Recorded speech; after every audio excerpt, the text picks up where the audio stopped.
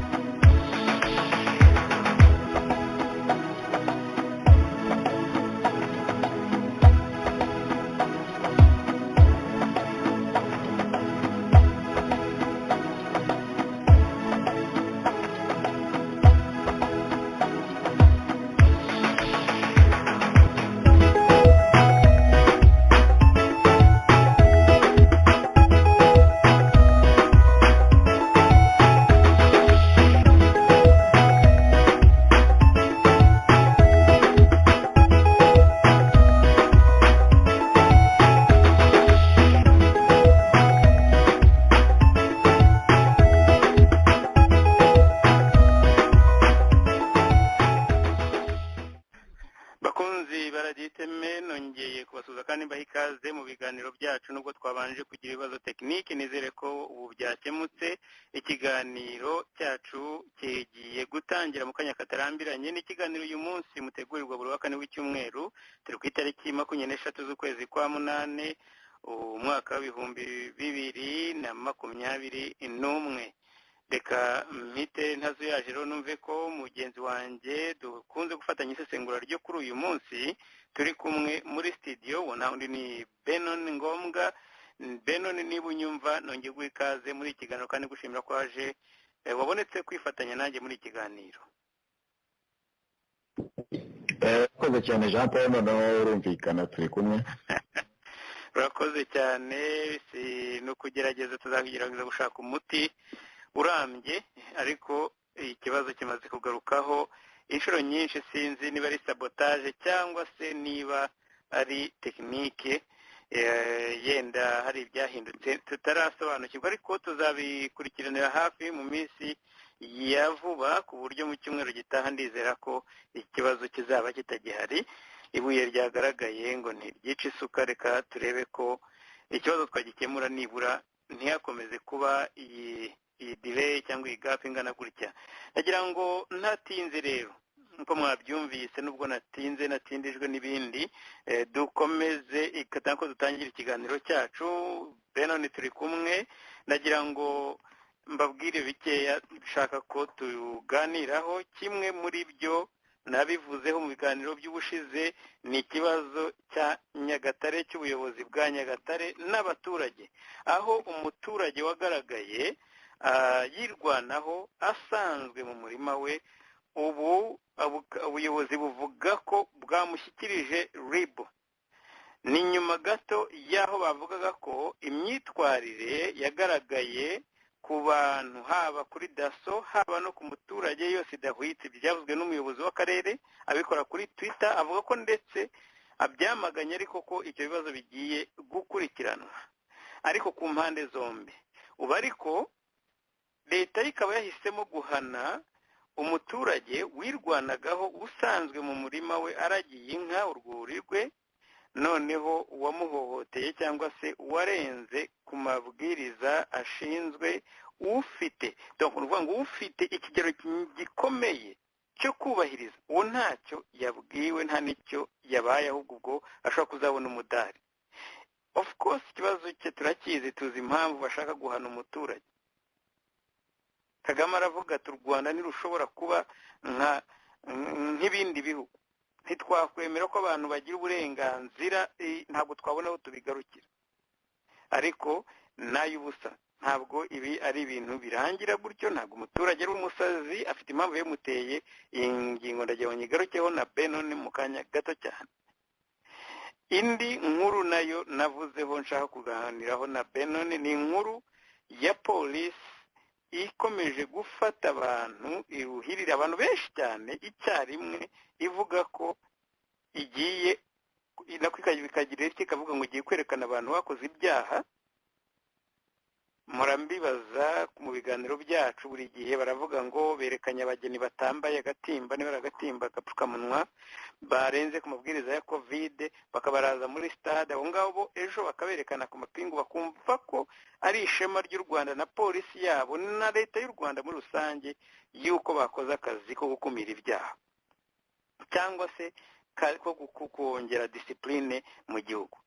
ibyo bintu banakora bakirengagiza ko biriya bintu byo kutambara agatimba biriya bintu byo kuba utubarije amabwiriza ya covid ni executive orders zitari zagera ku rwego rw'icyaha criminel yo gushyirwaho amapingu ahandi henshi tangi utanga fines ubundi ibintu byo gushyirwaho amapingu ujya imbere y'urukiko ukajya imbere y'umucamanza kuko uba wambuwe uburenganzira bwawe liberty yawe bayikwambuye cyangwa se bakwimiriye igihe rero wakorera ibintu nk'ibyo ngibyo ubusanzwe ubundi uko bikwiriye kugenda mu gihugu kitari u Rwanda rwa Kagame uhabwa ticket reka nsubire inyuma wamburitse amapingu muri buriya buryo ushyirwa imbere y'umucamanza akaba ariwe udismissinga case yawe igihe wamaze kugera kuri level yo kuberekana imbere y'abaturage yes ari igihe polisi no muri Amerika n'ahandi zishobora gufunga umuntu umushinjacyaha akavuga ko case hari chance nyinshi ko ashobora kudatsinda case bityo rero iyi case bakafungura umuntu batiriwe bamujyana imbere y'ubutabera atari ukuvuga ko yenda icyaha kitakozwe kiba cyarakozwe ariko kitari badafite ibimenyetso bya conviction kuko kitarakozwe ukamushyiraho amapingu gutyo gusa nawe yakorega muri mu bintu bya civil rights kuba mubujije uburenganzira bwe hanyuma ugasanga leta yishyuza za miliyoni kubera iyi miliyasiyo nyine banyarwandakazi u Rwanda nkunze kubisaba abanyarwanda ndetse nako abayobozi cyane cyane kubivuga ntabwo cyambara impu nk'uko kera abakurambere babikoraga ntabwo tukirira kuri bya bintu bitaga biriya bibaho bariragaho kera ubu murarira ku masahani mukarisha ibiyiko n'amakanya mukanywa champagne n'ibindi nk'uko n'ibindi bihugu bibayeho iyo evolution cyangwa se iryo terambere iyo ukuntu mwagiye mujya mu bikuki mukavuga muti tuzajya ku buzima bw'iburayi kaburimbo turazifite internet turafite ndetse mukavuga ati dufite 4G kuki mumenya guteza imbere bimwe ibindi nimubiteza imbere kuki standard y'ubuzima bw'umunyarwanda iri ku kigero cyo hasi cyane kuruta ibindi byose kuki mufata bimwe mukavuga ati ibi ni byiza turabigumana ariko ibi ngibi kuko bishobora kuba bituma uyu mugati wacu waba in jeopardy ntabwo tuzabitanga ni ikibazo gikomeye cyane kumva ko ushobora gufata abantu batambaye agapfukamunwa bicaye mu nzu yabo ngo banywe inzoga ari 5-6 ukabashyiraho amapingu ku kintu kitari itegeko ryanditse mu gitabo cyangwa se ryatowe n'abadepite cyangwa se kiri mu bitabo mpanabyaha. Murabizi ko ibyo bintu bidahari. Ibintu bihanishwa fines, kuvuga ngo ndaguha ihazabu, ndaguca ihazabu y'amadolari 100, amafaranga 100. Ibyo ntabwo bigomba gushyiraho amapingu, ariko bakagira uwo muhati, bakagira bakagira icyo kintu cyo kumva ko ngo bazanye abantu tugiye kuberekana, bikabanezeza bari ku mapingu ngo barenze ku mabwiriza ya covid. Seriously, ntabwo icyo ari cyo kibazo. Ariko ikibazo ni uko bafata abashoferi bangana kuriya, bafata bari abantu b'abageni, bafata abantu bari mu masoko barenze 2:00 bakajya kujya batwereka ngo dore abantu barenze amategeko ya covid. Barangiza bakatwereka n'abajura, ariko abica abantu abo ntitujya tubabona. Uyu munsi abantu benshi bavuze bati gisupusupu bamufunguye, Imana ishimwe. Gisupusupu yari yararenganye, none agiye gukurikiranwa ari hanze. Bamusabye kujya yitaba akagenda agataha. Ibyo ntabwo bikorerwa abandi banyururu. Ubu ndashaka kuvuga abantu, reka mvuga abahara bavuyemo mbihorere, mvuge nka Karasira Aimable, urugero rwa hafi cyane. Umuntu ufungiye icyaha kitarimo non-violence, ntarwana, ntatera amabuye ku modoka, ntagira ate, ntawahutaza, yivugira ibye. Naravuze ubushize, nakoze kesi ye, ndavuga nibwo bamuha icyo bita gag order. Yaryo ni itegeko ry'umucamanza ashobora kujya hariya akavuga ati nk'ubujije kuzongera gusubira kuri internet. Nta na internet yaba ari yundi utiye, yaba ari yawe, ntabwo ugomba no kujya gusoma amakuru. Wakazi kawe ni ukuzajya witaba urukiko. Ibyo ntibashobora kubikora kubera ko nk'uko yabyivugiye, icyaha cye ari icyaha, afunzwe n'ubuyobozi, afunzwe n'umuntu. Ari nayo mpamvu na biriya bintu bya Nyagatare tubugarukeho mu kanya. Hari ibintu bimaze kugaragara kenshi, bantu ngo perezida wa Central Africa ngo yaje mu Rwanda ngo batwagiye kumwereka ngo umudugudu w'icyitegererezo. General Mabeyo yaje mu Rwanda ngo bagiye kumwereka umudugudu w'icyitegererezo. Hamaze kuba site, hamaze kuba ikintu ndangaburanga kujya kwerekana izo site touristique.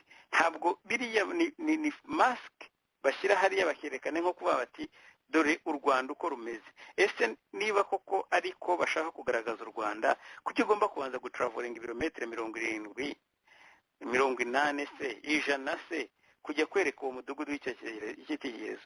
Wagiye mu biryo ukawerekana, wakweretse izo nkengero z'umujyi wa Kigali hariya za Kimicanga n'ahandi, ukababwira dore umudugudu icyo. Yes, ndabizi ko naho harubatse mu bice bya za Gisozi n'ahandi, ariko abanyarwanda ni bande barimo? Sijya ndibise ghost town kuko nta bantu bahatuye. Ariko si ibyo, nuko nta buzima bafite. Gisozi baratwikira abaturage, Kangondo barambura abantu ibintu, barangiza bakajya kuburata ngo bagiye kwerekana umudugudu w'icyitegererezo. Bakwerekanye aho bashyira abaturage nk'abari abakangondo n'ahandi, bakwerekanye hafi. Kuki ubanza kugenda ukarenga Shyorongi ukajya za Base n'ahandi, ukajya Kinigi kujya kwereka umudugudu? Ni igiki ujya kwereka abanyamahanga? Ushaka kwerekana Tanzania ngo ugiye kwereka umudugudu w'icyitegererezo, mwagize site touristique. Ibyo ntabwo ndi bigarukeho no kubivuga kubera ko nabonye uwo mujenerali wo mu Tanzania ari mu muhongo bagiye kumwereka.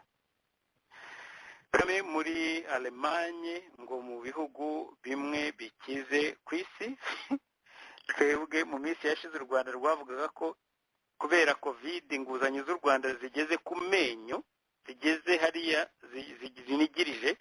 None ubu bati ibihugu bikize. Ndabizi ko abo wabyanditse nuko yashaka kubyumvikanisha ko ngo yagiye ngo mu nama y'ibihugu bikize, ariko ntibashobora gusobanurira u Rwanda impamvu yabo ari hariya. Ibyo byose nibyo twavugaga, abaturage, nta muturage urya 3 ku munsi cyangwa arya indyo yuzuye. Biriya ntibashaka kuvuga ko bahamagawe n'indorerezi, bahamagawe kubera yenda yishyuye, kuko murabizi ko bajya babyishyura hariya mu Busuwisi. Twigeze kubivuga kera ko yishyuraga 250 kuri buri muntu wese watendinga iriya nama y'abakire, iriya nama y'abacuruzi, yandi bita World Economic Forum. kugira ngo wicare kuri izo table d'honneur yavuze wagomba kuba nibura wishyuye $250,000.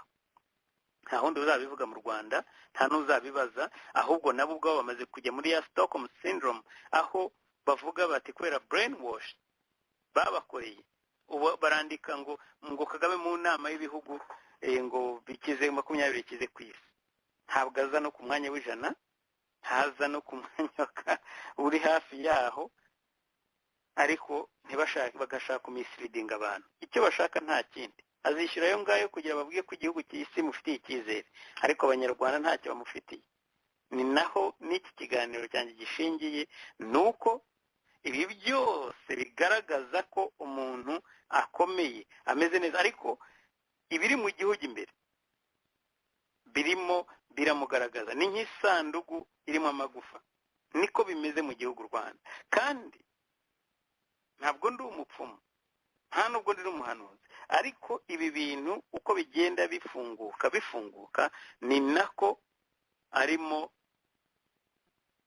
agenda, uko agenda bigenda bigaragaza ya mask igenda ivaho, za filime zigenda zivaho, niho bigaragaza ko igihe kiri kugera ubu ngubu kigeze, kandi bigaragarira buri wese mu gihugu imbere ko nta solution igihugu gifite cyo gukonteninga inzara ihari, cyo gukonteninga umuvuduko wa unemployment, cyo gukonteninga ku economy idafite avenir, icyizere, uretse ka gatsiko k'abantu bakeya basabuye i Congo, basabuye bya rubanda, biriya byose ubona bagenda bafatira abaturage amamodoka n'ibindi ngo bishyure $100,000, ni ukugira ngo barebe ko hari nk'ikintu gitoya cyakwinjira mu kigega cya leta. Kuko imyenda nubwo ugenda uyifata, igihe kiragera, noneho igihe kiragera warangiza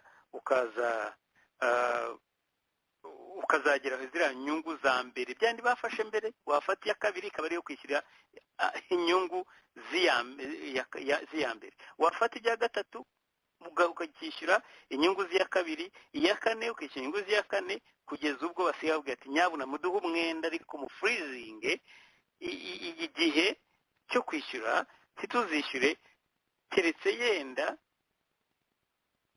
hashize imyaka 5. Izo nizo deal basigaye bakora ku gihugu kivuga ko kiriho gikora publicité muri za PSG, kiriho gikora publicité muri za Arsenal n'ahandi.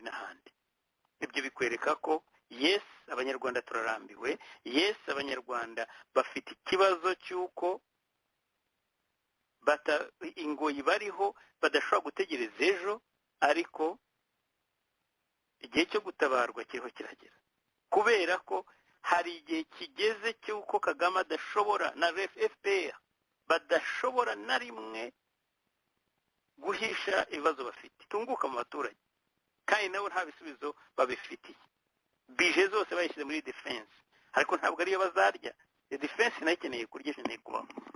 Nabonye bavuga ko ngo yes, ngaho ingabo za Ethiopia zari hagati ya South Sudan na Sudan isanzwe, ngo u Rwanda nirwo rushobora kohereza ingabo. Yes, bashaka kuzazivana, abasirikare bazajya benda bazakorera udufaranga icyumweru kimwe cyangwa se umwaka umwe, ariko ayo mafaranga ntabwo azaba agiye muri economy yose ngo ashaka akazi, cyane cyane ko ari naho n'ubujura bwinshi bukorerwa muri Minadefu, ugasanga inyungu zabyo n'ubundi ntizigiye mu baturage. Benoni rero natinze, nagize ikibazo tekinike, reka nongere nkwakire muri studio niba unyumva, nongere nguhe ikaze duhere kuri kiriya kibazo cy'Inyagatare, aho umuturage yamaze kugezwa imbere ya RIB. RIB yaje, ntabwo bigeze bavuga kuri ya mudaso we azakurikiranwa. Bavuze ko yakoze umudaso, yaje agiye gukora implementation, agiye gushyira mu bikorwa itegeko rihari ry'uko ngo abantu batagomba kuragira ku gasozi, ngo kubera yuko biteza impanuka, kubera yuko ngo bizana izindi ngorane, ngo ndetse hakabamo n'impfu. Ariko uwabonye video wese yabonye ko uriya mudaso yirukankaga mu mirima hagati, ntabwo yari mu muhanda, ahubwo yari yabasanze mu mirima hagati. Umunyamabanga nshingwabikorwa witwa bavuga ko ari we George ari wagiye kubakiza, nawe ubwo wamubonaga ko ari mu murima hagati, asaba uwitwa Safari, umusaza ushobora kuba afite imyaka 60, wakubitaga uwo mudaso yamunize ufite imyaka mikeya kuri we, ubwo yamubwiraga ati nyubaha safari, uwo ngo yari umuyobozi wabibwiraga uwo muturage, kandi koko aramwubaha, ariko cyakurikiye uwo muyobozi ntiyigeze kimwe yigeze amumarira, kandi yari amaze kumusezeranyira ko banabyanditse, ndibaza ko nawe wabibonye Benon, bavuga bati habaye amakosa ku mpande zombi. Uyu munsi bahannye daso ariko ntibigeze bahana nako bahannye umuturage ntibahana daso. Ibibazo byanjye cyangwa se aho ngira ngo analize zawe nawe uzishingire, nubwo waba ufite n'izindi observation zawe. Icyambere hariya twabonye video ntiyerekanaga ko inka ziri ku muhanda, yerekanaga yuko inka ziri hagati ku musozi mu murima hagati. Icya kabiri nuko bahannye umwe gusa, nge nawe dushobora kuba tubyemeranyaho cyangwa se ufite ukundi ubona ko icyatumye babikora nuko bavuga bati ntabwo dushaka ko uyu muco wakwira ahandi hantu byo kwihanira, kuko ntabwo twabona aho tubigarukira, ariko wenda bafite n'izindi n'akarengane, nubwo ngewe nzi ko icyo cya mbere aricyo bashingiye. Cya gatatu ni impamvu ituma ibintu nk'ibi ngibi bibaho. Iyo umuturage yikoreyemo, icyizere yari afite mu buyobozi kiba cyaragiye. Benon, iriya nkuru warayikurikiye, iyo observation zanjye nazikoze, ndabizi ko ikibazo atari kimwe kitari hamwe, twavuze ko n'ahandi byabaye n'izindi zizaza. Ubutegetsi bw'u Rwanda bushobora kubibona, kubera iki kuki batabibona bakavuga bati ibi bintu hari ahandi byagiye biba, natwe igihe cyacu banza kirimo kigera. Benon, ijambo ni ryawe. Urakoze Jean Paul. Kiriya kibazo ni ikibazo mu by'ukuri gikomeye ku butegetsi mu by'ukuri buvuga ko bushyirwaho n'abaturage. Ikiranga ubutegetsi bushyirwaho n'abaturage mu by'ukuri ni ukumenya agaciro k'umuturage, akaba ishingiro ry'ibikorwa byose mu by'ukuri bikorwa. Ikintu rero cya mbere ubona cyihishe ubutegetsi bwo mu Rwanda kuva mu ntangiriro ni ukumenya agaciro mu by'ukuri k'umuturage, icyo avuze mu gihugu, kuko umuturage niwe shingiro ry'ibikorwa byose, niwe ushinzwe, niwe boss w'abategetsi, kuko niwe mu by'ukuri uba warabahaye akazi ko gukora. Hanyuma rero ubwo iyo ugeze ku kibazo cya Nyagatare, ureba utangira gukora analysis ku bijyanye na policies ziba zarashyizweho na leta, noneho ukareba n'abaturage uburyo babishyira mu bikorwa. Iyo ugiye kureba usanga icya mbere harimo uburyo inzego zisuzugura cyane abaturage, ukabona ko zitita ku gaciro z'abaturage. Mu icya mbere mu buryo zibashishikariza kubahiriza ayo mategeko baba bashyizeho,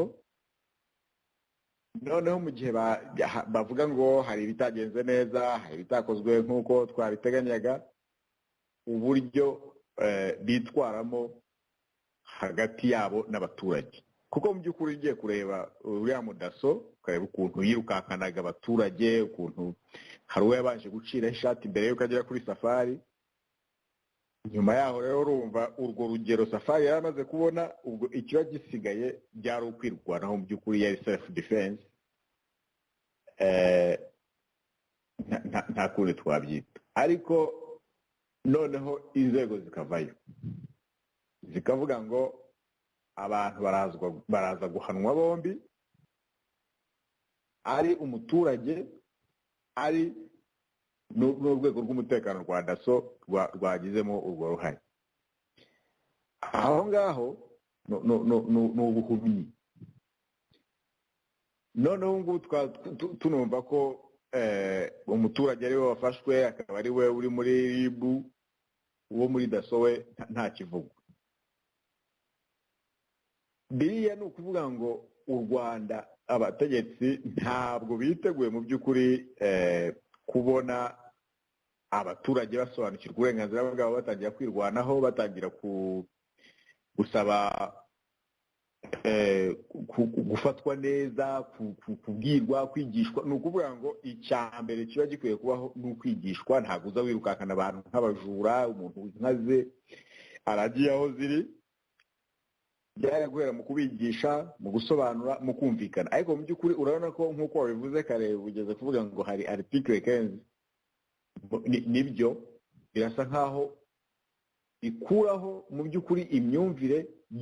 Icya mbere urabanza ukareba urwego rwatojwe rwa daso mbere na mbere utaragera ku muturage, yatojwe ate uburyo yitwara hagati mu baturage. Kuko niba wabonye imyitozo y'ukuntu abana n'abaturage, niba wabonye imyitozo y'ukuntu afata abaturage mu bikorwa bitandukanye, noneho rero yaje akitwara nk'umunyamusozi, akitwara nk'umujura, akitwara nk'umwambuzi, sinzi ikindi kintu umuntu wese yatekereza ko umuturage yakora uretse kwirwanaho.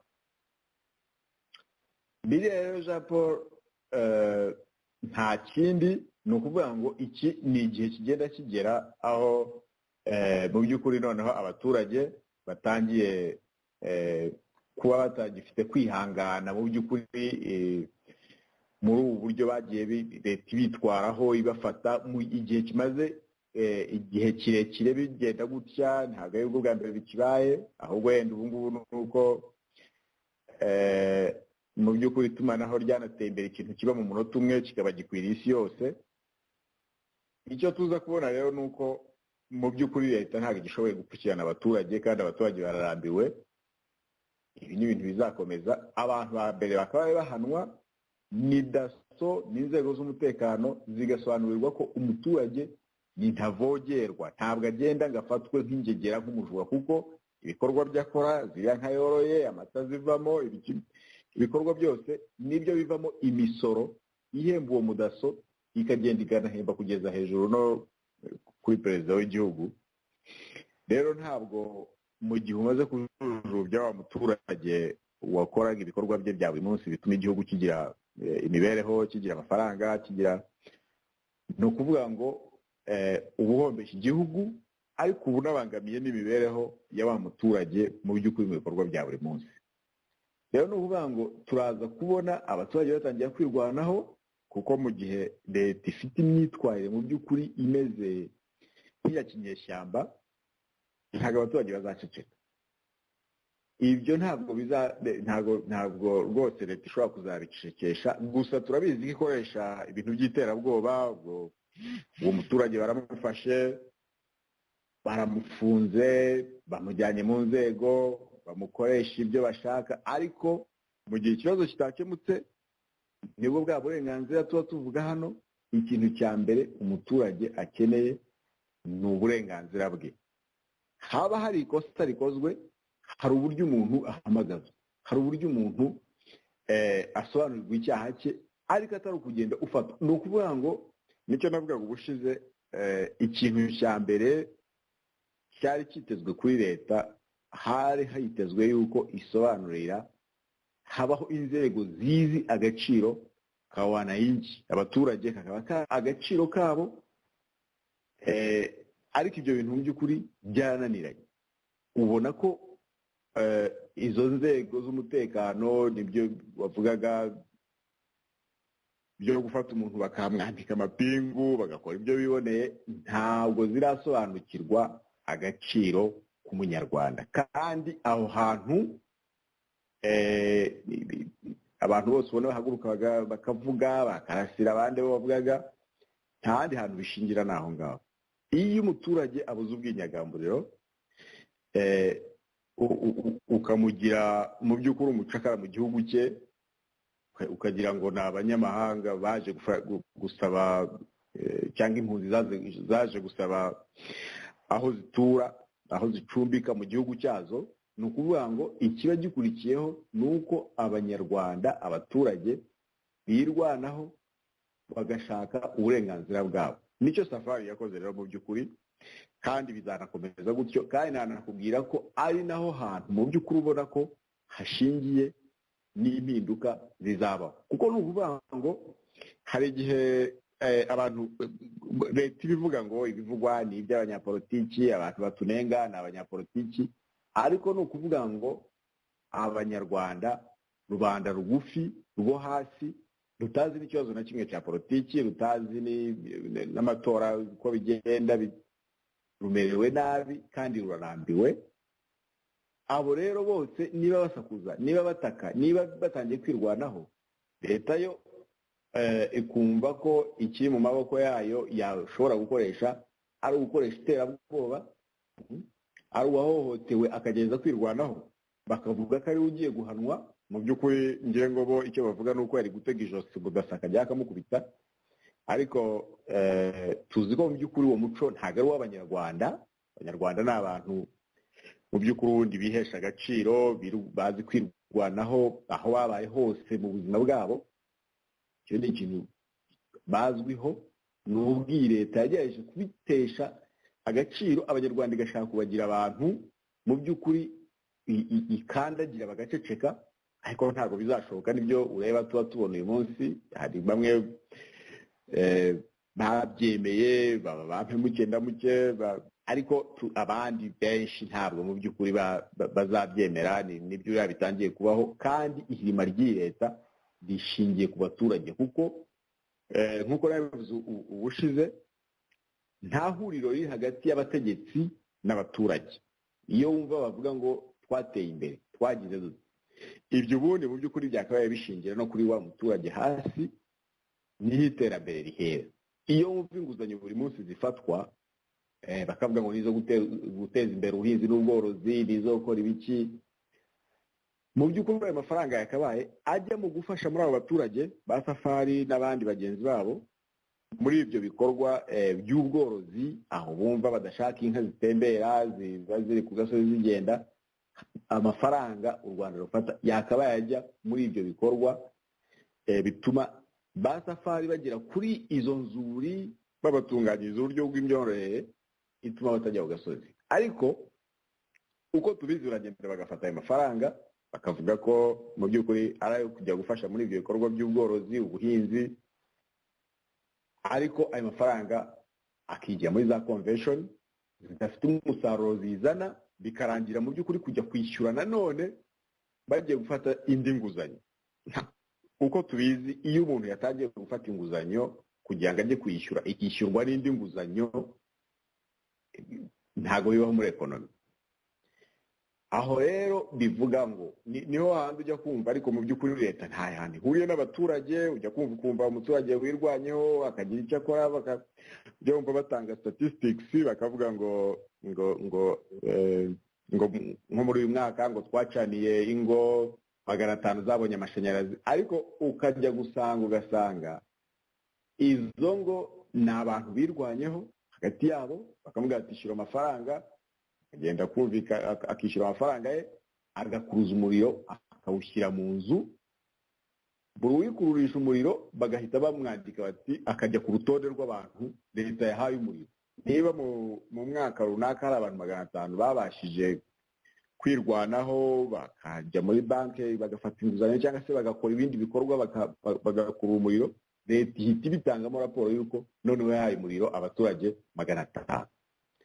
Ibyo bintu rero byo kuba leta ibikorwa byose ishingiraho, amafaranga yose ijya gukura hanze, inguzanyo, imfashanyo, ntacyo zigera ku baturage bo hasi, ahubwo igashaka kuza ishyira amategeko itabanje gusobanura, noneho n'uburyo itreatingamo abaturage mu buryo mu mikoranire ya buri munsi.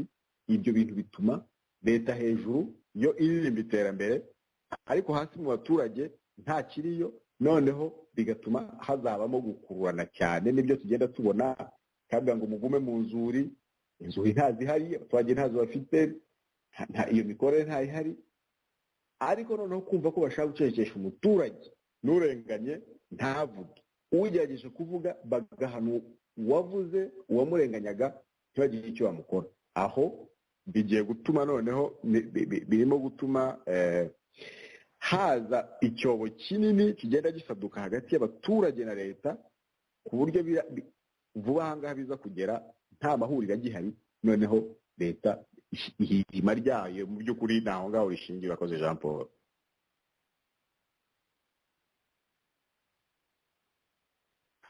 Beno urakoze cyane kandi ikibazo nyine si uko leta yo ibyitayeho cyane ni naho nibajije kuko nzi ko birasa nk'aho babyirengagiza bagatekereza ko iron fist ariyo izatuma yenda abandi bagira ubwoba. Mbundi kera intambara ya 1994 irangira, abaturage nyuma ya trauma n'uyu munsi kandi bamwe baracyabifite, ndumva ariwe twabiganiye off air hatari kuri radio, aho mbere hari trauma yari hari abaturage bose bavuga bati ibivuye kuri uru Rwanda, jenoside, imirambo hirya no hino, nta muntu abantu bose baravuga bati utapfuye ni survivor. Nibyo barimo, utapfuye ya survivinze. Ni bande ba survivinze? Kugeza ubwo bamamara n'imyaka yindi 10 hakiri gahunda yo kuvuga ngo tugende dushake abacu, imibiri y'abacu. Abandi nabo intambara zikomeza kuyogoza igihugu yenda gake gake, ku buryo izo distraction zakomeje gutuma n'abaturage ubwabo bahugira muri izo distraction, ariko ntibigeze questioninga leadership ya FPR, ntibigeze bibaza kuri leadership ya FPR kubera distraction, trauma n'ibindi. Wowe ibyo twavuganaga off air tutari kuri radio, twavugaga ko urubyiruko ruhari uyu munsi ntabwo ukeneye kubabwira ngo jenoside bizagera iyo mvugo irangire, bisigare muri mateka y'u Rwanda, bisigare bikorwa na za CNLG, ibuka zikore za events zituma ibyo bintu yenda mu mateka byo bitavaho kandi ni ngombwa. Ariko ntabwo ari ibintu uzakomeza kuzajya ugenda ugamitse hariya ubwira urubyiruko ngo nubatse arena, yes, aho bazajya barebera basket, badashobora kubona akazi ko kujya kugura amatike yo kujya muri iyo basket. Ntabwo uzabwira urubyiruko ngo mfite 4G, badashobora bashyiramo bya bindi ngo byitwa mituyu, nabwo bagisaba ababyeyi babo udufaranga two kugura izo za mituyu. Ntabwo uzajya kubakangisha babwira uti twahagaritse jenoside, twatsinze intambara Mozambique, muri Kongo na mu gihe mu muryango w'abarindwi batunzwe n'umuntu umwe ari ufite akazi. Ibi rero byo nibashaka babyirengagize, ndabizi ko nubwo bajya gushaka icyo babikora ntacyo bazabikora ko nta bushobozi babifitiye. Iyo myenda yose imaze kumacuwaringa, ni ya kera se n'iyubu itarishyuwe, bankruptcy nicyo kintu kigiye gukurikira muri kiriya gihugu. Ndagira ngo yenda komantere zindi waba ufite zijyanye n'ibyo nayemaze kugura mutuzifite. Hari ikibazo cy'abantu nabo, amakuru dufite ko abantu bakomeje kwihemba. Abapolisi wari ugiye kubivugaho gatoya ku kintu cya article ryo bitaga na article 15 muri Kongo, hamwe umupolisi yagendaga akajya kuri bariyeri, nako ntabwo ari bariyeri, ibyo twitaga amashanganziya rero ni naho amayira ahurira, ni amayira abiri aho bahurira mbere yuko binjira mu isoko. Gendarme agakuramo ikigofero akagikubita akagitega hasi, uzanye ibishyimbo agasukamo, umugore wari aho ku ruhande agasuka muri ya umufuka, bagatwara bajyana mu rugo ibifu y'ubuhunga, ibishyimbo, noneho no mu ibagiro bakajya bajyayo bagafata ikiro cy'inyama n'ibindi nk'ibyo. Abajandarume bakomanda ba gendarmerie cyangwa ba brigade nabo bakavuga bati iyo ari vendredi hari isoko runaka riba ririmo amafaranga menshi cyane, reka nohereza yaba, nabo bakamuzanira, noneho bikazagera ubwo nabo noneho batangiye kujya bihisha nimugoroba, bakagira ahantu bategera basaba abantu amafaranga, abandi bakayabambura yose. Mu Rwanda ho ikintu gihari ubu ngubu ni ya corruption itari yayandi ishyira amafaranga y'umupolisi mu mufuka, ariko nabo ririya rundanya ryo gufata abantu 50 ngo abashoferi icyarimwe, ngo habaye kunyabiziga kitagenze neza mu muhanda. Urabizi ko covid yahagaritse circulation nyinshi cyane, abantu baratwandikiye baratubwira ati ntimushakira ahandi, iyo bagufashe hariya bagusaba 150 ati ni menshi cyane yo kugira ngo bakaguha naho ujya kuyishyurira. Bati ibyo byose ubona ntabwo biri bishingiye ku cyaha yenda bakurega. Njyewe nanjye nahoze nkora evaluation yanjye kuri iyi audio, ndagira ngo ndetse ndebe ko mbere y'uko uyikoraho commentaire nongera kureba ko twayibona tukayishyiraho gatoya, ariko n'ibintu bakora ubwabyo ni evidence y'uko bari abantu bariho barengana. Ni ikinyobwa bise ko ari cya ari energy drink, ndabizi ko aricyo bavugaga ngo basigaye bakinywa, nta kintu banywa kindi kitari icyo, ariko bakabafata ngo kubera ko ngo bavuga ko harimo alcohol kandi bakapima igipimo ntibabereke. Ni iminota itarigeze no kuri 2, reka tuyumve tuze tuyiganireho.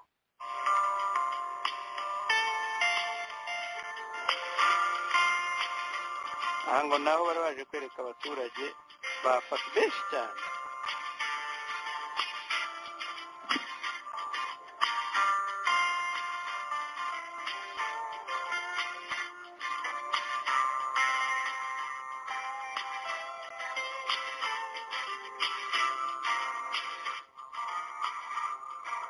Urambabarira, ndabona hari audio itarimo gukunda.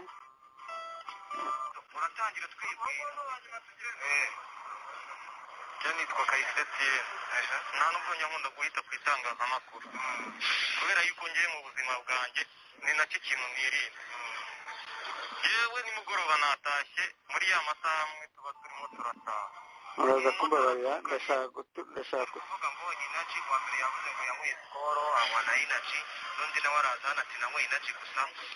Inaci mwese niyo muba utekereza ko babanyweye, ni inaci yonyine nanyweye kubera yuko ndabizi kosa ntabwo 180 genda umupaga sendari n'igihe wasanga ndi kinyabiziga kibatari icyanjye, ako gaciro ngomba kugaha boss nanjye nkabyiba. Niyo mpamvu ntagomba gukinisha inzoga, niyo mpamvu ugomba kunywa ko kayinaci, kuko uzi yuko inaci ari ikintu gihanagura ubwonko kikagumaramo wa munani. Uyu munsi uri hano wowe uri kuvuga ko ubwawe uzira inaci, ugiye gukora ikinone? Nta na kimwe nzongera kunywa, ni ukuvuga ngo na fanta ari fanta, nzayashaka no kunywa amazi. Iyo audio nubwo ntayibonye yose uko yakabaye, ndabizi ko mwayumvise cyangwa se yenda mbabwira ibikubiyemo.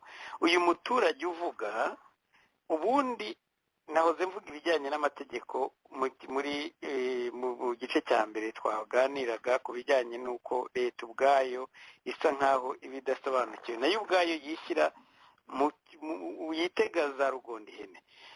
Beno ni nk'iki kintu, ufashe umuntu uri ku mapingu uvuga ngo wamufashe yasinze yanyoye, warangiza ukamushyira imbere y'itangazamakuru akakurondorera aho akomoka, aho avuka, umurenge atuyemo, nimero y'ibarabara cyangwa n'inzu, akakubwira story yose uko yakabaye. Ubundi ibyo bidifitinga kiriya kintu cyo kuvuga ngo ni drunk driving, cyangwa se ngo yatwaraga imodoka ashobora guteza abandi ibibazo kubera inzoga. Deja iyi ni evidence, nuko mu Rwanda ntabajije bahaba, ariko hari nk'umujije iyi video yonyine uba washyize hari imbere ya polisi ariyo yabazanye ngo igiye kwerekana ko ikora akazi kadasanzwe. Ibi ubijyana imbere y'urukiko, ahandi bakavuga ati dismissed, kubera yuko icya mbere cyo deja ibimenyetso bigaragaza ko uyu muntu yari muzima biri ngaha muri iyi interview. Umunyamakuru aramubaza, nta confusion irimo, nta kintu na kimwe kigaragaza ko yarindagiye cyangwa se n'ururimi rwe wumve ko rwagobwe, avuga wumva asa nkaho byo bita slurred speech y'umuntu wanyoye inzoga n'amabyera 3.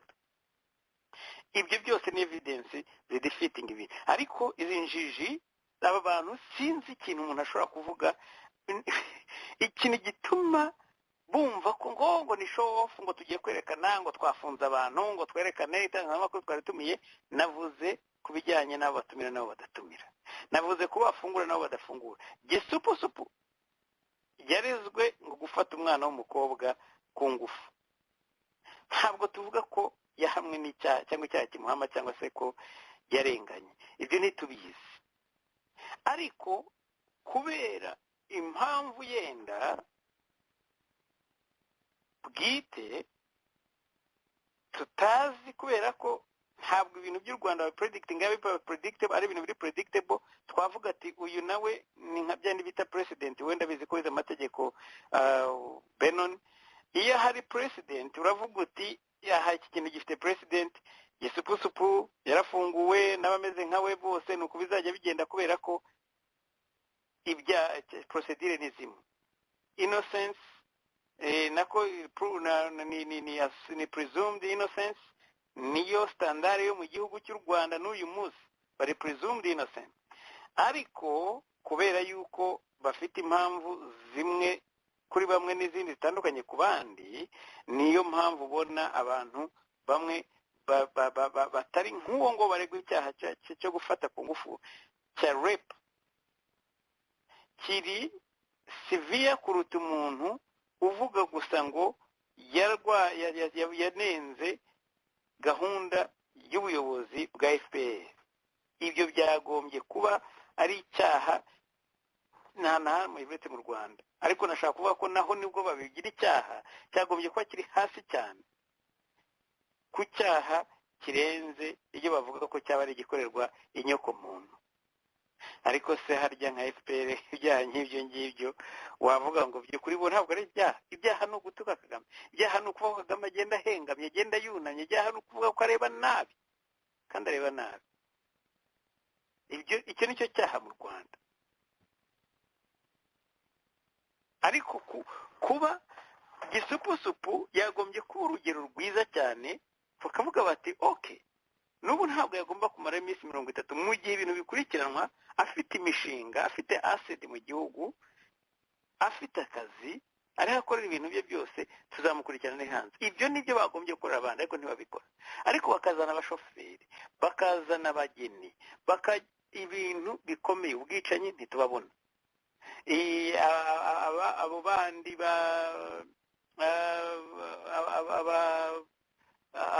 abibye bo turababona, covid turababona, abashoferi byo navuze ko bishingiye kuri permis nako kuri za fees, kuko byo twabyandikiwe na bamwe mu bashoferi mu Rwanda, bavuga bati tugenda ducungana nabo, nubwo wakorora gatoya bagushakaho impamvu. Benon, ibintu nageze umwanya wo kubiganiraho, ndagira ngo komantere zawe nawe uzitange. Benon, niba unyumva wakomeza.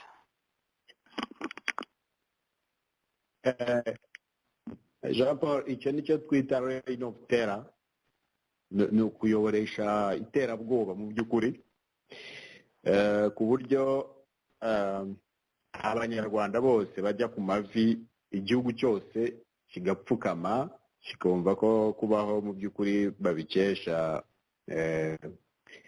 abategetsi. Nicyo twavugaga, ikintu kijyanye n'uburenganzira bw'ikiremwa muntu, uburenganzira bw'umuturage, ntabwo iriya leta ikizi mu by'ukuri. Ubona yitwara nka leta y'abakoloni baje bagakoloniza abanyarwanda, noneho bakaba mu by'ukuri babona abanyarwanda atari abantu bari ku rwego rwo kuba bakubahwa ngo bahabwe agaciro bakwiriye. Ibyo rero ahantu hambere byapfiriye nyine ni muri za nzego z'umutekano, inzego kuba zitigenga. Cya mbere hari nk'inzego z'ubucamanza, niba abaturage babaye paraded bagashyirwa ku mugaragaro bambaye amapingu, bakamwandagaza, bakamuvugaho bidakwiriye, ubundi mu by'ukuri yakabaye ajya kurega na leta ikaza kubana nawe.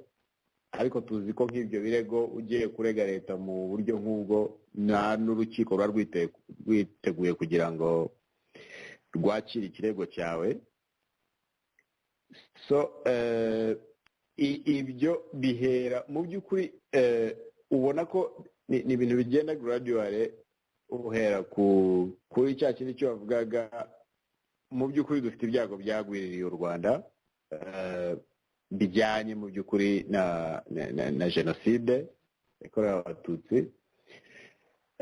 Ibyo byago abanyarwanda babariramo amoko yose, abanyarwanda bose birabashegesha nk'uko wavugaga. Nyuma y'intambara abanyarwanda bose icyari kibari ku munwa ni ukuvuga ngo abarokotse, abatapfuye, ariko mu by'ukuri ubutegetsi bwo mu Rwanda bwo ubona bwarakifashishije mu kuvuga ngo iyi jenoside ibaye rero noneho ni ukuyikoresha mu kugira ngo ducecekeshe abanyarwanda, tubakange, tubakuremo umutima.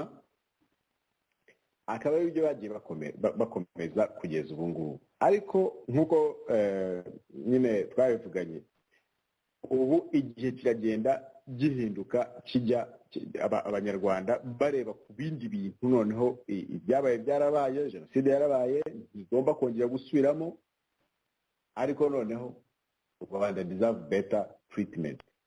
Abantu bagomba kugira bakeneye imibereho myiza nk'ibindi bihugu byose. Ntabwo wakomeza kubahoza mu mateka ngo babwire ngo habaye jenoside noneho nta burenganzira mukwiriye, ntaki. Ibyo bagomba ntubibagezeho ngo ukomeze ubabwire jenoside. Ubu hari urubyiruko rutoya, benshi mu rubyiruko ubona n'abari mu mujyi, nawe ujya ubona baba binjira mu gisirikare n'igipolisi, ni abana mu by'ukuri bavutse benshi 97, 98, aho ni abana bato. Jenoside abenshi bayumva nk'amateka bakwiriye kuba mu by'ukuri biga, bakigishwa ko itagomba kongera gusubiramo. Ariko ntuvuge ngo umunyarwanda numufata ntari bugire icyo asobanura, ntagire bugire icyo avuga, uramubwira ikintu kimwe gusa ngo ceceka.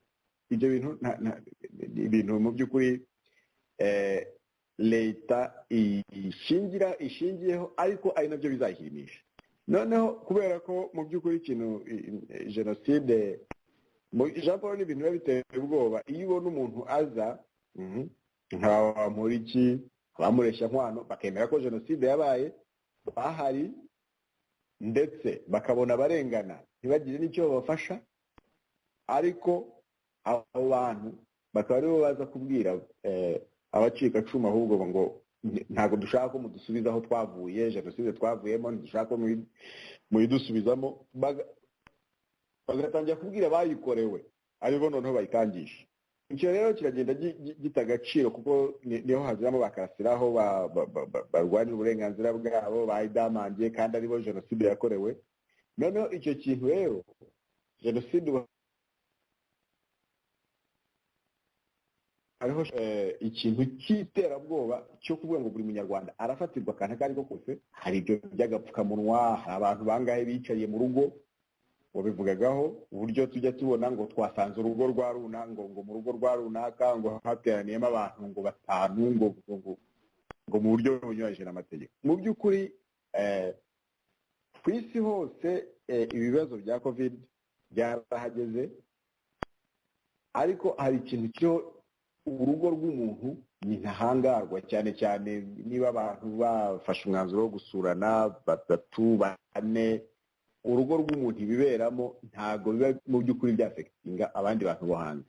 Ariko noneho abantu baza bakavuga ngo dusanze abantu 5 barira ku meza mu rugo rwabo, ni ukuvuga ngo icyo kintu bitwaza covid, ariko mu by'ukuri kiba kibahangayikishije ni abo bantu bateraniye muri iyo nzu, n'iki barimo kuvuga, n'iki barimo kuganira. Ese ntibarimo kujya umugambi y'uburyo bakwirwanaho bakanga ubutegetsi bw'agahotoro tubashyiraho? Ntabwo bashaka ikintu gituma abantu baterana bajya hamwe. Ni ibyo bintu rero wumva ni nabyo bakomeza bagafata abantu, umuntu akavuga ngo yasinze, umuntu bakavuga ngo ariko umuntu tumwumva abasha kwisobanura, abasha kuvuga, ariko nyine bakamwandagaza muri rubanda. Ubwo urumva niba afite n'abakoresha be bakaba bamubonye bavuga ko yasinze. Ibyo ni ukuvuga ngo nizo bya bindi twavugaga n'ushize byo kwiyahura, ni aho ngaho bihera. Kuko umunyarwanda ararenganywa, arabuzwa amajyo, kandi agashyirwaho ibikorwa mu by'ukuri bimubuza imikorere, bimubuza ibikorwa by'iterambere. Iyo umuntu rero abonye nta handi afite, ntahari burege, ntacyo ari bukore, niho henshi ubona mu by'ukuri bamwe harimo abiyahura, abandi leta ikabica bikagerwaho yuko biyahuye, ariko ibyo byose ntabwo ngaho bishingiye. Ni ukuvuga ngo leta yahisemo reign of terror, gukoresha iterabwoba mu banyarwanda, noneho buri munyarwanda wese agapfukama agaca bugufi, noneho leta igakomeza ibyo bikorwa byayo byo kwiba, byo kujya kwifatira izo nguzanyo, byo kujya gukora iki. Ariko Jean Paul nk'uko nabivuze, ni aho ngaho niho ishingiro ry'impinduramatwara rizatangirira, kuko ibikorwa byose leta ikora ikwiye kubishingira ku burenganzira bw'ikiremwamuntu. Ntishake guhohotera umunyarwanda, ntishake kuvuga ngo twafashe abaturage beze gutya, ukashinja abantu ubusinzi, nta shingiro ufite, ntaki. Ni ukuvuga ngo ibi leta yo ubona ariyo ntego ifite yo gukomeza ibikora gutya, ariko irimo iranakurura iherezo ryayo iryegereza buhoro buhoro, kandi iri hafi buri muntu wese arayibona. Igihe inzego zose z'abanyarwanda zose zitaka, udataka akabambura iki gusa uvuga ngo naje mfite 300 none negereje miliyari, utamubaza ubucuruzi akora, umushahara we uwufashe ntago miliyari yabigeze, kuvuga ngo ariba gusa nta kindi. Iyo abanyarwanda bose bari mu nduru bataka, agatsiko kari hejuru akaba ariko kavuga ngo u Rwanda rwateye imbere, aribo bicaye muri za arena bareba basket nk'uko babivugaga, ni ukuvuga ngo impinduka ibikomanga mu by'ukuri, agatsiko kakava mu nzira, abanyarwanda bagasubirana igihugu cyabo, niho biganisha ntahandi. Jean Paul rakoze. Benon, kandi ntabwo ari kera cyane ko ukuri kuzajya hagaragara, cyangwa se no kwihangana kwabo kukagaragara ko ibisubizo bafite ari bikeya. Inzara nimara gutunguka muri buri rugo rwa buri muntu, kandi ntabwo ari kera, leta igihe izakora keretse ibagaburiye, ishyize ibyo kurya ku meza, ibindi byose ntacyo bimaze. Hari inkuru ndimo gukurikirana, ndetse turimo turapanga n'abanyamurenge barimo Socrate mukunze mumenyereye nako mukunze kubona kuri za media za cyane cyane kuri Africa TV n'ahandi, barimo bafite amakuru yuko hariho hategurwa intambara yo mu Minembwe, intambara izaba irimo leta, abanyarwanda, ndavuga ingabo z'u Rwanda. Ibyo rero bikaba ari amakuru bafitiye gihamya kandi bashaka kuzageza ku bakunzi bacu mu minsi ya vuba. Ikiganiro turimo turashaka umunsi uri convenient, igihe abantu bose n'abo bayobozi, abalideri bo muri community y'abanyamurenge bazaba bafite agahenge cyangwa se akanya, tukaza kukibagezaho. Ni vuba cyane tuzabakomunika, ariko ndabararekera kugira ngo muzakurikire gahunda za radiyo itemera, gahunda za radiyo yacu, noneho kugira ngo muzumve iki kiganiro, aho tuzabaza iby'ayo makuru ndetse n'icyo n'amakuru na reliability, ndetse n'aho abo bantu n'izo ngabo aho zikambitse cyangwa se aho ziri mbere y'uko bakora iyo myiteguro yo gushaka guhitana cyangwa se kwica imbaga y'abanyamurenge, muri ya gahunda yo kugira ngo bakomeze berekane insekirite muri Kongo. Ikigendewe ntabwo twakimenya nonaha, kuko wabonaga ko leta y'u Rwanda isa nk'aho imaze gukangwa, kubera muri Nord Kivu hamaze kujya ingabo nyinshi cyane, ari iza Kenya, hari iza Amerika, ndetse harimo n'iz'aba South Africans n'abariya bandi basanzwe bariyo, ariko na Tanzania ndetse, ariko ubu bakaba basanga ibyo bitayavantaja cyane cyane n'ubwo bukene twarimo tuvuga. Ubu rero bakaba bakomeje gushyira amaso yabo muri Sud Kivu. Ni muri icyo kiganiro rero tuzavuga mu minsi iri imbere, aho tuzagaruka kuri iyo migambi, kandi si ubwa mbere, ariko ni kwa kundi bavuga ngo niba ari iki ni nka ya mpyisi ijya kuri gataho babagiye buri gihe. Ingaruka zayo namwe murazizi.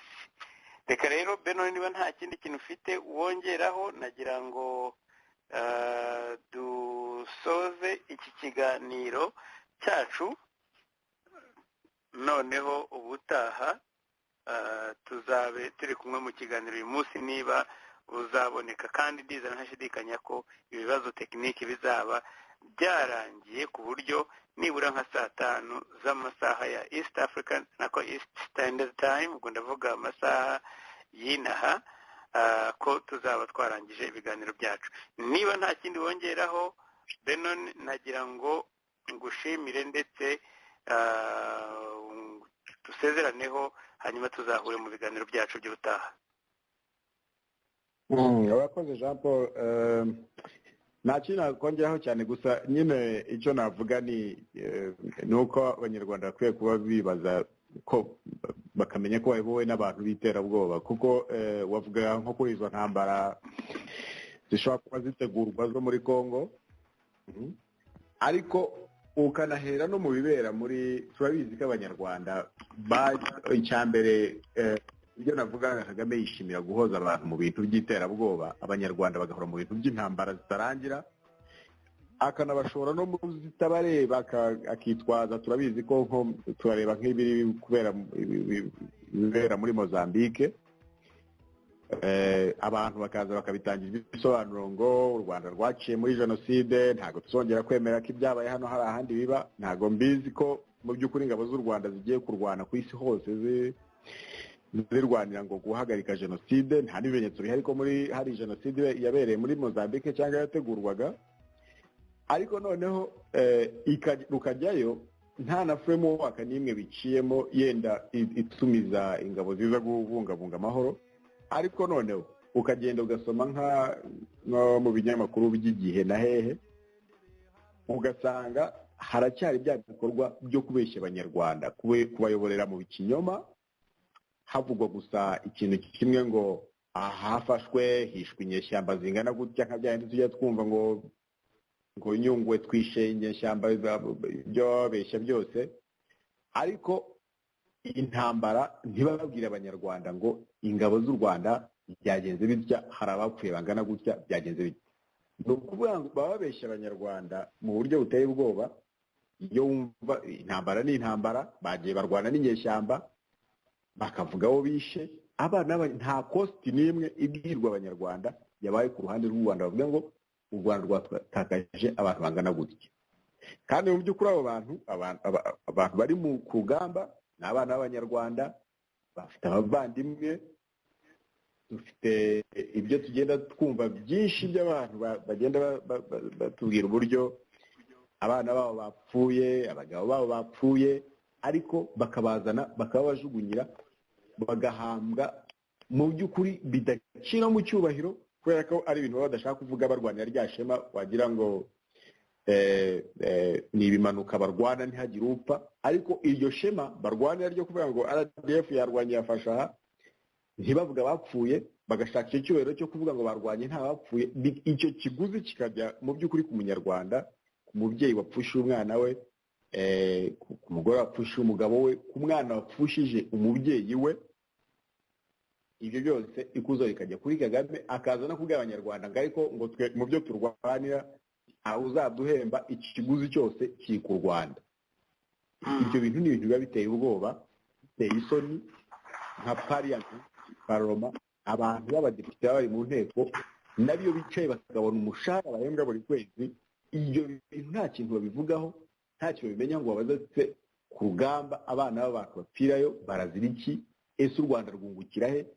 Ibyo byose bikaba nta kireba.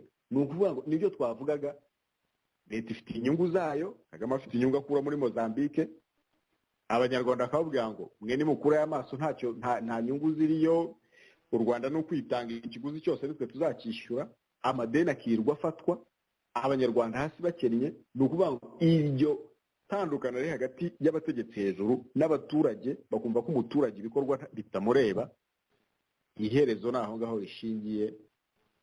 Kandi abanyarwanda bagomba kumenya ko ubutegetsi bwa Kagame nta yindi ntego no kubahoza mu ntambara, kubabwira jenoside, twagiye kurwana muri Congo, twagiye yewe naho bitari ngombwa bakohereza kugira ngo ijambo rihore mu matwi y'abanyarwanda. Ibyo rero Jean Paul niho mu by'ukuri buri munyarwanda wese akwiye kuba arebera, agahaguruka akirwanaho, kuko iyi leta nta kindi izazana uretse intambara mu banyarwanda zitarangira. Ni naho abantu bagomba guhora bahaguruka bagashaka iherezo ry'ibingibi kugira ngo u Rwanda rube mu mahoro, igihe rutekana, ingabo zibe mu gihugu zishinzwe mu by'ukuri umutekano w'igihugu, zitari uzo kwirirwa abana b'abantu bajya kwirirwa bapfira mu bihugu hirya no hino. Urakoze Jean Paul, naho nasoheza. Mbeno nuzanye ikintu gishyashya kandi numva nshaka ko tuzadevelopa mu bindi biganiro, kuko iyo ni topic mfitemo nanjye ndi passionate, mfitemo passion, nibaza ko ikangura kandi ikwiriye gukangurira abanyarwanda benshi ku myitwarire ya FPR. Iki kintu cy'uko abasirikare b'u Rwanda bapfa bakashyingurwa mu ibanga, ndibuka ko kera nyiri no muri systeme mu Rwanda, muri Congo, abantu bazaga gukambika icyo gihe tamajoro yabaga hariya kuri ka Kigali, bagakambika hariya ahitwaga kuri Cafe Impala, ababyeyi n'impinja abagiye batazi abagabo baba, nta communication, ntaki, imishahara yabo barayibuze, barabasize mu ngo ari abageni, barangiza bakatwita bakabyara, bakabura n'icyo kugura amata, bakajya birirwa aho ngaho byegeka niwe warushinzwe, niwe icyo gihe warushinzwe administration eta major, yarashinzwe ari MS, kibazo gikomeye cyane. Noneho abo bantu bamwe babaga batazi iyo bari, abandi babaga barapfuye. Ubwo ndashaka simvuze byega ko ari ukumuha responsibility, kuko responsibility n'iz'igihugu n'iza FPR muri rusange na RDF guhera kuri perezida, ariko ndashaka kuvuga ko iyo administration yaho nuko yari imeze, n'uwagiye nta communication, nta buryo umugore bazafata salere ye, umwana we no gupfa gatungwa n'ababyeyi cyangwa se n'inshuti. Ariko icyo si cyo nashaka kuvuga, sija kubitindaho, tuzabigarukaho ubutaha. Hari abapfuye muri ibyo bintu, barapfa, ntabashyinguye, ntawamenye iyo baguye. Ibyo bintu by'amabanga bibaho n'uyu munsi, byuvuze niko bikiri.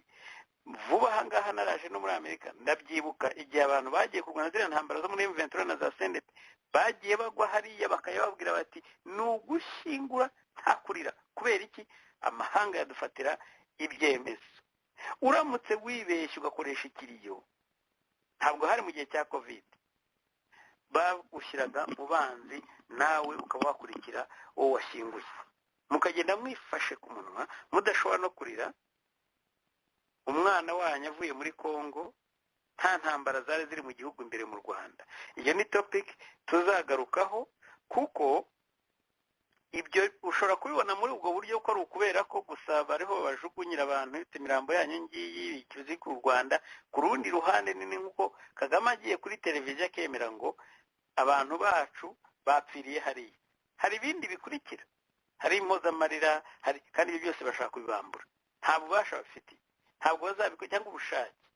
Joe Biden ahangaha muri Amerika, decision yabaye yo kuvana ingabo huti, wavuga ko yenda plan uko babyemeje byaba barabikoze mu buryo buri ill-advised, cyangwa se byari bikwiriye, cyangwa se uko byaba byageze kose. Ariko uyu munsi muri Amerika amateleviziyo yose ndetse na za BBC, no muri Amerika gusa n'ahandi, biriwe bari standby bavuga bati Biden byanze bikunze yiriwa meetinga n'abajyanama b'umutekano, ndetse yasubitse inama yari afite uyu munsi. Yagomba guhura n'abagovernors kuri telefone no kuri internet virtual. Yagombaga guhura na premier ministre mushya wa Israel. Izo byose byasubitse kugira ngo iki kibazo cy'abasirikare 13 aho merukira kureba b'Amerika bari baguye muri cya gitero cy'ibyihebe muri Afghanistan. Ariko iyo pressure kuvuga umunyamakuru agakora prediction akavuga ati uko bimeze byanze bikunze araza kwadresa la nation, ndetse kalendriye ye yose ibyari bihari babisubitse kubera iki kibazo nyamukuru. Abasirikare 12 b'Amerika baguye hariya, 13. Ukumva ko perezida agomba gufata time agakomeza ababyeyi. Yabikoze uyu munsi, arababwira ati jewe napfushije umwana, wavanye indwara z'ibyuririzi mu ntambara za Iraq na hehe, wari umusirikare, ndazi ikibazo cyanyu, ndazi akabaro kanyu. Ibyo bigahabwa uwo mwanya, bagafata umwanya wo kugira ngo babwire abaturage ibijyanye n'ingabo zabo zari muri butumwa buri officiel. Nongere mbi highlighting, ubutumwa bagiye bazi neza cyane uko ubwo butumwa buteye, babushyigikiye. Imyaka 20 ikaba irangiye n'indi bari bariyo, bizwi nta banga, atari nka bya bindi byacumva ngo baravuga ko hari ingabo zageze muri Kongo, hari abarara bagenda nijoro bati ntitubizi, umwana wacu nta kigaragara, banza yaragiye muri Kongo. Ibyo bintu by'ibanga mu Rwanda ugereranyije n'ibindi bihugu za guverinoma uko zikora, ugasanga rero u Rwanda ruracyafite, ndabibona byose nkavuga nibura ntabwo wagereranya Amerika n'u Rwanda, ariko ku bintu bijyanye n'izi ntambara zose abasirikare babigwamo hari hakwiye kuba communique, perezida akagira icyo avuga ariko ntashobora kubivuga, ahubwo urumva ko babajugunyira imirambo. Beno rero ndagira ngo nakire Emerance Kayijuka, umuyobozi w'ikiganiro Tuganire. Ntabwo hashize iminsi atarimo gukora ikiganiro kubera impamvu yenda agiye kubwira abakunzi be ahangaha, uko jewe si ngenza gukora announcement Emerance, kubera yuko ubundi kuwa kabiri no kuwa kane bantu baraza bakavuga bati hari ikiganiro uyu munsi, cyangwa se niyo cyasibye ubwo baravuga ati hari ibibazo tekinike byabaye. Umaze hafi ukwezi kose, ubwo ufite byinshi byo kuzasobanura, si topic uzaganira gusa ahubwo no gusobanura aho wari waragiye. Emerance rero umwanya n'uwawe, utubwire ibyo duhishiye. Alo Jean Paul, uranyumva? Ndakumva. Uranyumva? Ndakumva nanjye. Ndagushuhuje kandi nshuhuje n'abakunzi b'ikiganiro cyawe, nzi ko ari benshi cyane, akaba ari nayo mpamvu nagusabye ka opportunité ko kugira ngo nkivugiremo, kuko nzi ko cyumva na benshi. Ntangaza tuganire imaze igihe ko itavuga, ni nayo mpamvu byabaye ngombwa ko ngusaba kugira ngo umpe akanya nyitangaze, kubera ko abakunzi ba Tuganire bamaze igihe batayumva, ntabwo bazi kubera ko tutari treregiriye, je m'excuse.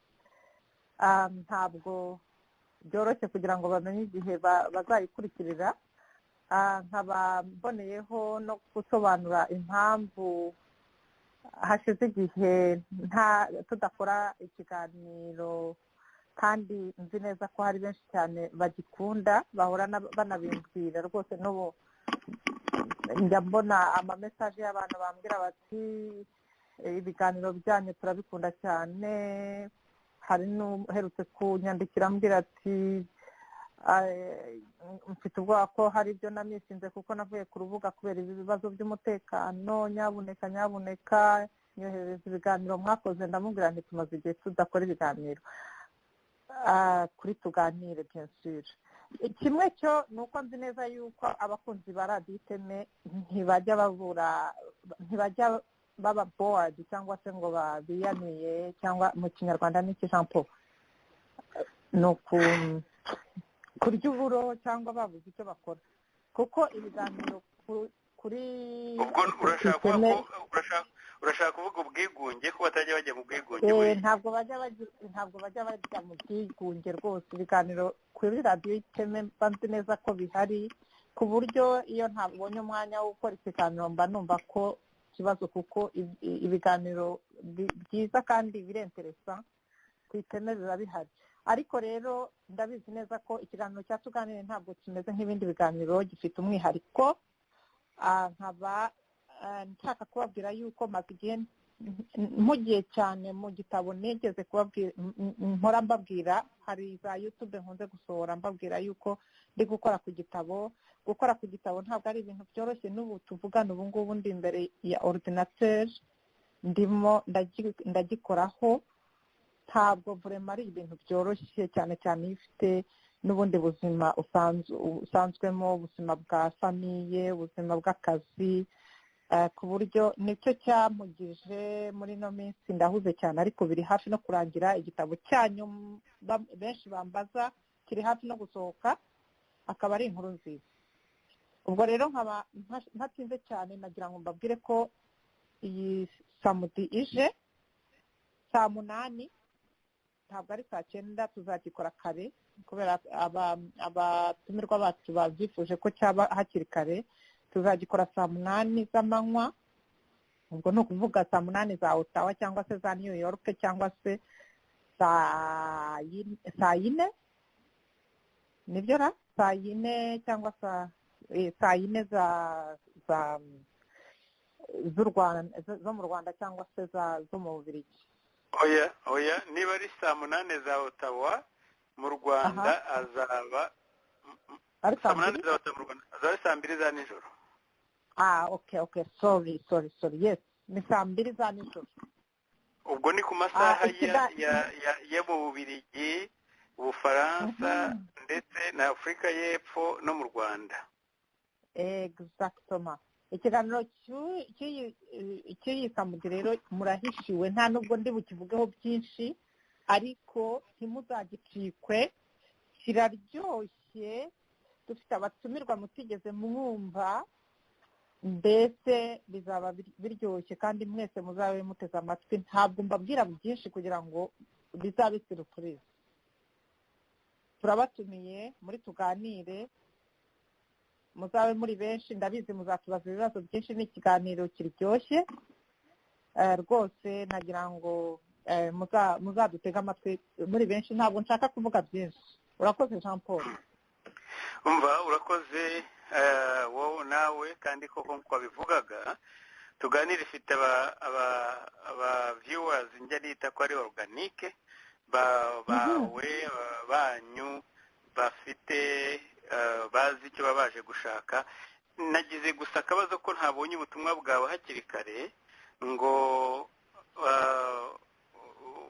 mbe nabivuze ngitangira byari kugira difference ubu ngubu rero tubivuze dusoza ikiganiro ndizera ntashidikanya ko abazumva ikiganiro kikarangira ubutumwa bwawe bazabwumva kandi bitari n'ibyo tuzagerageza kubisharinga mu bundi buryo nanjye nzaba nabukereye ariko ubutaha nenda nkwisabira n'akandi kintu nujya kumbaza iki jambo ryakunaniye ntukarimbaze mu kinyarwanda ujye umbaza uti mu giswahili harya babyita gute Jean Paul mu kinyarwanda gute ko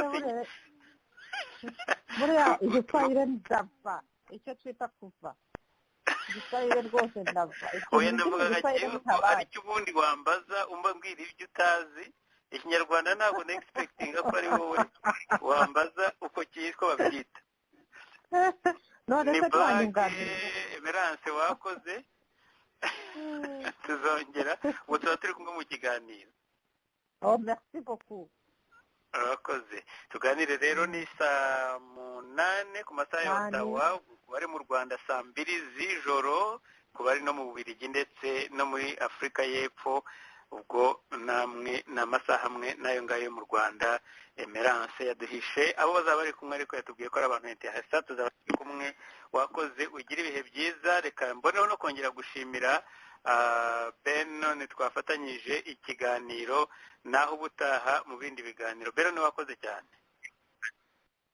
wakoze cyane nawe Jean Paul ibihe byiza asante cyane